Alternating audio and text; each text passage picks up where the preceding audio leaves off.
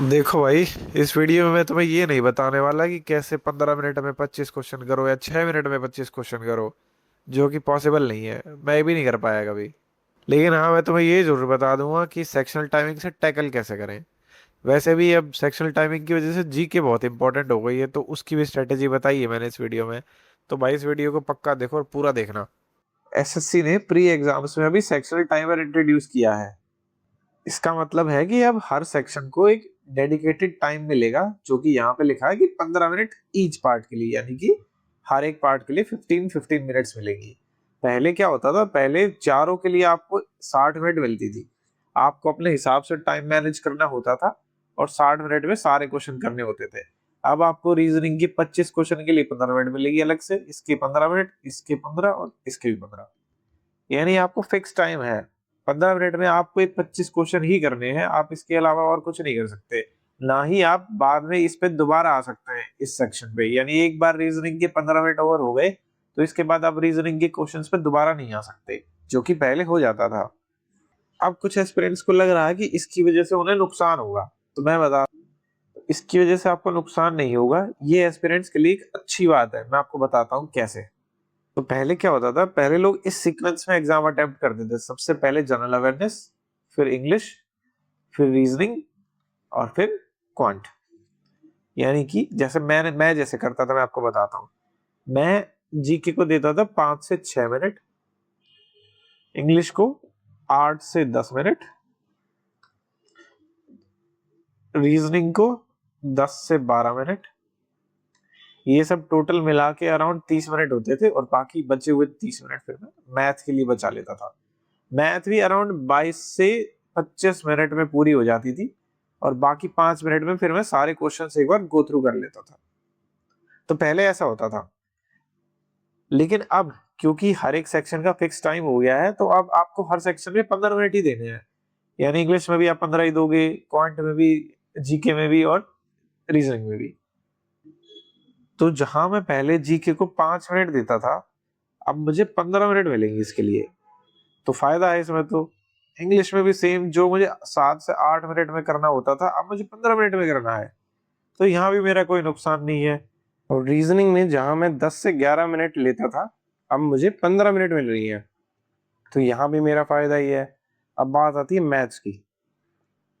तो मैथ्स के लिए मैं 30 मिनट बचाता था, इतनी मेहनत करके। जो वीक स्टूडेंट्स होते हैं, जिनकी इंग्लिश या जीके में या रीजनिंग में इतनी अच्छी पकड़ नहीं होती, वो 30 मिनट बचा नहीं पाते हैं, जिसकी वजह से उन्हें मैथ में टाइम कम पड़ जाता है। तो जहां एक बंदा जल्दी जल्दी करके 30 मिनट बचा रहा है, वहीं एक एवरेज स्टूडेंट के पास 20 मिनट के आसपास बचते होंगे, जहां तक मुझे लगता है, या जहां तक मैंने अपने आसपास लोगों से पूछा है। चाहे वो एक्स्ट्रा ऑर्डिनरी हो या एवरेज हो, दोनों को 15 मिनट ही मिलेगी।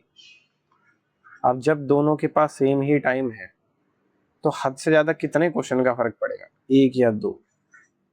वो बंदा 30 मिनट में 25 क्वेश्चन करता था, तो अब 15 मिनट में कितना कर लेगा, ये बताइए। सेकंड्स में क्वेश्चन नहीं होते हैं एग्जाम में, ये लोगों का भ्रम है। वहां पे आदमी इतना नर्वस होता है कि इतनी जल्दी क्वेश्चन नहीं कर पाता है। तो ये बंदा आराम से 17 से 18 क्वेश्चन कर पाएगा, एक स्मार्ट बच्चा, जो एक्स्ट्राऑर्डिनरी बच्चा है। एवरेज बच्चा 15 क्वेश्चन या 14 क्वेश्चन कर लेगा, इससे ज्यादा वो भी नहीं कर पाएगा।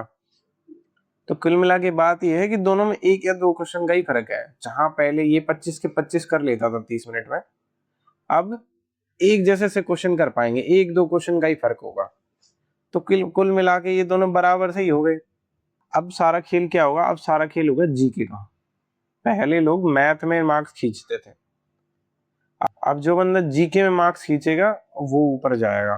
तो भाई अपनी जीके स्ट्रांग करो, करंट अफेयर्स पे फोकस करो, और स्टैटिक जीके पे फोकस करो। याद करो इसको, रट्टा मार लो अच्छे स्टैटिक जीके का, तो आते ही आते हैं क्वेश्चन।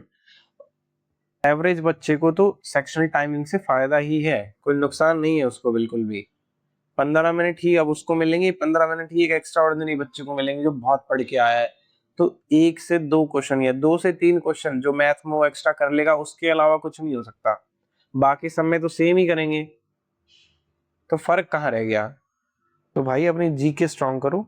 जीके के लिए मैं आपको बता दूं, बहुत लोग मुझसे पूछते हैं कि जीके कैसे पढ़नी है। तो भाई जीके बहुत बोरिंग सब्जेक्ट होता है, तो इसको करने का सबसे अच्छा तरीका होता है अपने इजी टॉपिक से स्टार्ट करो आप, जो आपको इजी लगता है। जैसे मुझे साइंस इजी लगता था, लिखना ही नहीं आता मुझे, तो साइंस इजी लगता था तो मैं साइंस से स्टार्ट करता था। तो फिजिक्स, केमिस्ट्री, बायोलॉजी, तो मैंने पहले ये करे। उसके बाद मुझे हिस्ट्री इजी लगा। हिस्ट्री में भी आप मिडिवल हिस्ट्री पे जाओगे ना, तो वो आपको इंटरेस्टिंग लगेगी पढ़ने में। तो मैंने इससे स्टार्ट किया, उसके बाद मैंने मॉडर्न की, और उसके बाद फिर मैं गया एंशिएंट हिस्ट्री पे। एंशिएंट हिस्ट्री में बहुत सारी चीज रटने की होती है, तो मैं सबसे एंड में गया था उस पर। छोटे छोटे टॉपिक्स खत्म कर सकते हो जल्दी, जैसे इकोनॉमिक्स, एक क्वेश्चन आ जाता है इससे, ना भी करो तो भी चलेगा इसको। तो करंट अफेयर्स पे फोकस करो। करंट अफेयर्स भाई रोज पढ़ा करो। अच्छा, रोज वीडियो देखने की जरूरत नहीं है आपको।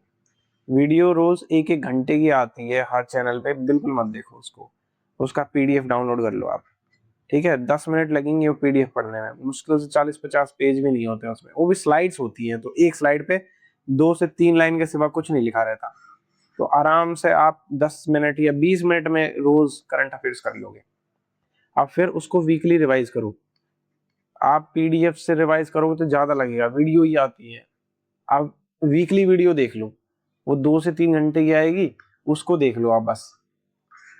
एक बार मंथली रिवाइज कर लेना, मंथली जो वीडियो आती है वो भी इतनी बड़ी होती है, और क्रिस्प हो जाएगा। तो आपको इतनी बार बार रिवाइज हो जाएगा, तो वो भी फायदा है। करंट अफेयर्स मत भूलो भाई, आराम से 5 से 6 या 6 से 7 क्वेश्चन आ जाते हैं करंट अफेयर्स के। स्टैटिक जीके का तो भाई ऐसा है, याद करनी पड़ेगी। मैं तो कहता हूँ स्टेट वाइज करो, ठीक है? स्टेट वाइज स्टैटिक जीके करो। हर रोज या हर 2-4 दिन में एक स्टेट उठा लो।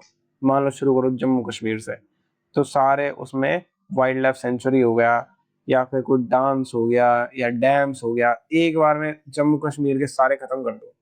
ऐसे करोगे ना कि डैम सारी एक बार में पूरे पूरे इंडिया की, या डांस एक बार में, तो कंफ्यूजन हो जाती है। स्टेट वाइज करो।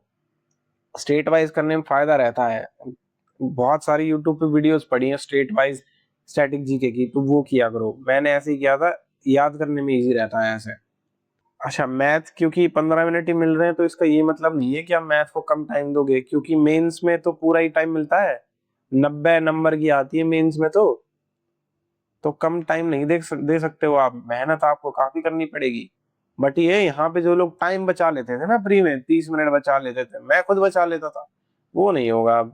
आपको वो फायदा मिल जाएगा बस।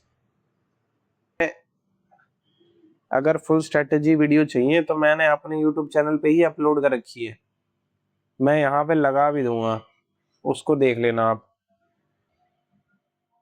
और ये जानना हो कि कितने घंटे पढ़ना चाहिए या कितना टाइम देना चाहिए, तो मैंने वो वीडियो यहाँ पे लगा दूंगा, मैं वो भी देख लेना आप। चलो, थैंक यू भाई।